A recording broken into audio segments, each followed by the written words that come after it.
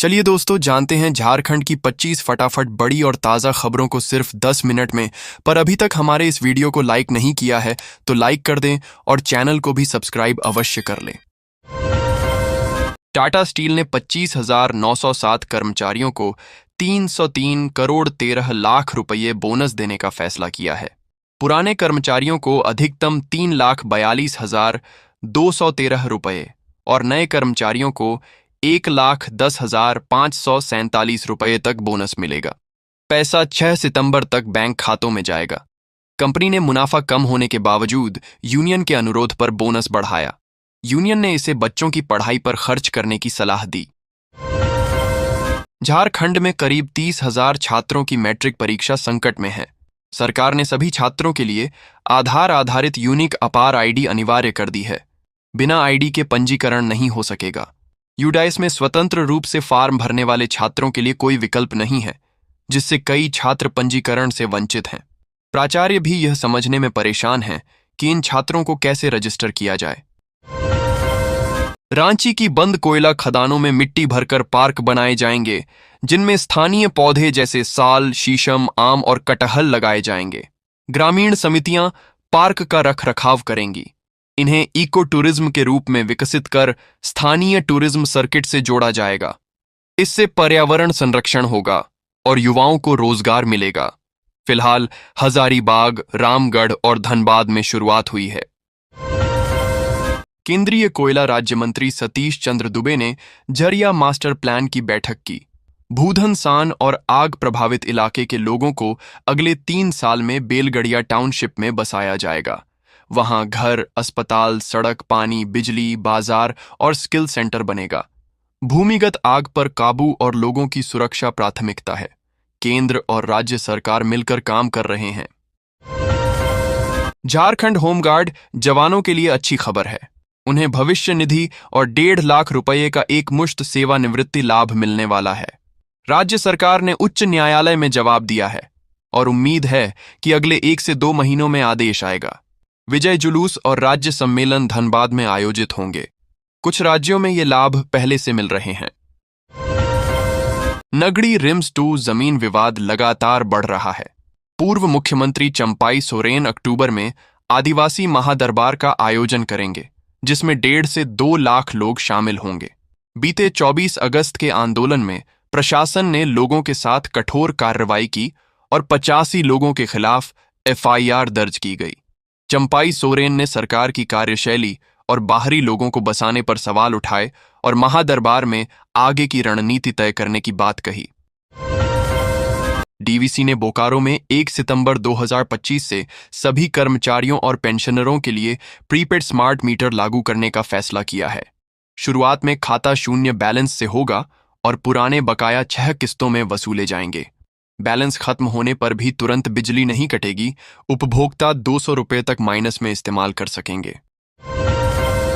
Jamshedpur police ने फर्जी networking company MS रिया enterprises का भंडाफोड़ किया। कंपनी ने 179 बेरोजगार युवाओं से नौकरी के नाम पर 25-25 हजार रुपये वसूले और नए लोगों को जोड़ने का दबाव डाला। विरोध पर मारपीट होती थी। 4 आरोपी गिरफ्तार, कंपनी सीज। अब तक करीब 45 लाख की ठगी का खुलासा। गुमला में SEB ने बड़ी कार्रवाई की। चैनपुर प्रखंड के प्रधान लेखापाल राजकुमार सहनी को 20,000 रुपये रिश्वत लेते रंगे हाथ पकड़ा। जनसेवक धनंजय प्रसाद की शिकायत पर ACB ने जाल बिछाया और कर्मटोली आवास से गिरफ्तारी की। आरोपी से पूछताछ के बाद उसे रांची ले जाया गया। मामला जांच में है।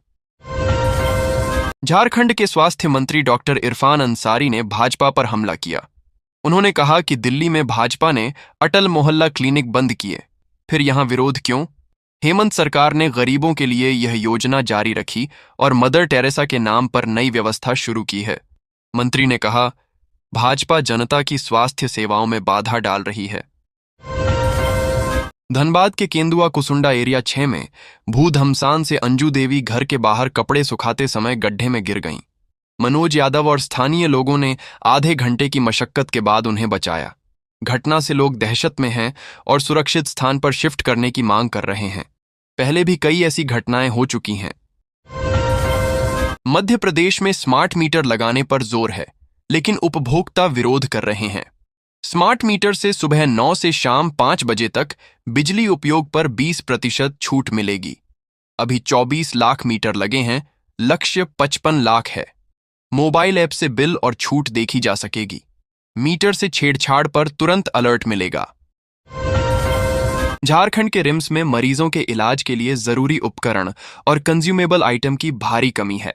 न्यूरोसर्जरी, कार्डियोलॉजी, यूरोलॉजी और ट्रामा सेंटर में मशीन, बेड, मैनिटर, सिरिंज, ग्लव्स जैसी बुनियादी चीजें महीनों से नहीं मिली हैं। डॉक्टर और मरीज दोनों परेशान हैं। ब्रेन और हृदय सर्जरी जैसी जटिल प्रक्रियाओं में जोखिम बढ़ गया है। खरीदारी लंबित होने के कारण इलाज की गुणवत्ता प्रभावित हो रही है।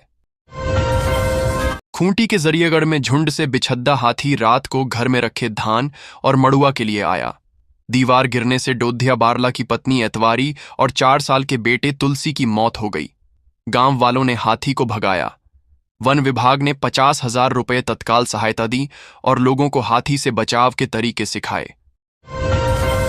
झारखंड विधानसभा ने राज्य विश्वविद्यालय विधेयक 2025 पास किया। अब सभी सरकारी विश्वविद्यालय एक ही एक्ट के तहत होंगे। राज्यपाल और जेपीएससी की नियुक्ति भूमिका खत्म। अब राज्य सरकार और सर्च कमेटी नियुक्तियां करेगी। छात्र संघ चुनाव मनोनयन से होंगे। शिक्षाविद सुधार मानते हैं, कुछ चुनौती मानते हैं, जबकि छात्र संगठन विरोध में है।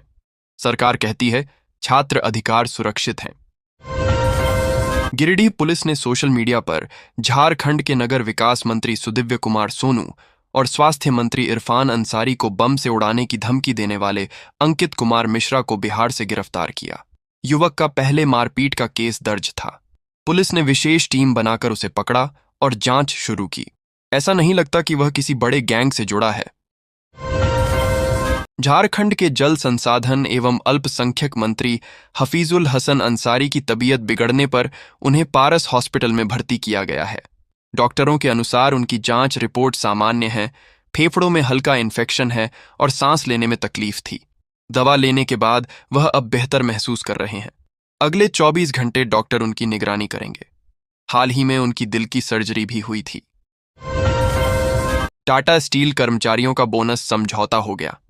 एमडीटीवी नरेंद्रन और यूनियन अध्यक्ष संजीव चौधरी ने हस्ताक्षर किए। बोनस 6 सितंबर को खाते में आएगा। इस साल कुल 303 करोड़ 13 लाख रुपए का बोनस दिया जाएगा। कंपनी को इस वित्तीय वर्ष 9,255 करोड़ रुपए मुनाफा हुआ, इसलिए तय 200 करोड़ रुपए से राशि बढ़ाई गई। सतबरवा प्रखंड में मनरेगा की हालत खराब है। मजदूरों को मजदूरी और सामग्री मद का पैसा नहीं मिला। कई ने कर्ज या अपनी संपत्ति बेचकर काम पूरा किया। रबदा पंचायत के गुड़विल सिंह और बधन सिंह अब तक भुगतान नहीं पा सके। प्रशासन पुराने मामलों की जानकारी नहीं दे रहा। मजदूर भुगतान की मांग कर रहे हैं और सामग्री के पैसे के लिए कर्ज लेने को मजबूर हैं। चांडिल थाना क्षेत्र के कपाली ओपी में नौकरी के नाम पर ठगी का मामला सामने आया। ठग युवकों से 30 से 35,000 रुपये लेकर प्रोडक्ट प्रचार के बहाने घुमा रहे थे। करीब 200 युवक झांसे में फंसे। पीड़ितों की शिकायत पर स्थानीय लोगों ने 4 सुपरवाइजर पकड़े और पुलिस को सौंप दिया। पुलिस पूछताछ कर रही है। झारखंड विधानसभा का मानसून सत्र अहम रहा। शिबू सोरेन को भारत रत्न देने का प्रस्ताव पारित हुआ और भारी अनुपूरक बजट पास हुआ। बाढ़ क्षति पर चर्चा कर मुआवजा देने की घोषणा हुई। 5 विधेयक पास हुए। विपक्ष ने रिम्स 2 और एनकाउंटर मुद्दे उठाए। आरोप प्रत्यारोप के बीच सत्र स्थगित हुआ। मुख्यमंत्री हेमंत सोरेन ने 3 दिवंगत सरकारी कर्मियों के परिवारों को 1-1 करोड़ रुपए की सहायता राशि दी। ये राशि कांस्टेबल अजीत कुमार, आरक्षी अनिल कुमार झा और शिक्षक सुशील कुमार मरांडी के परिजनों को मिली। सीएम ने कहा, सरकार हमेशा कर्मियों के परिवारों के साथ है और उनकी सुरक्षा सुनिश्चित करेगी।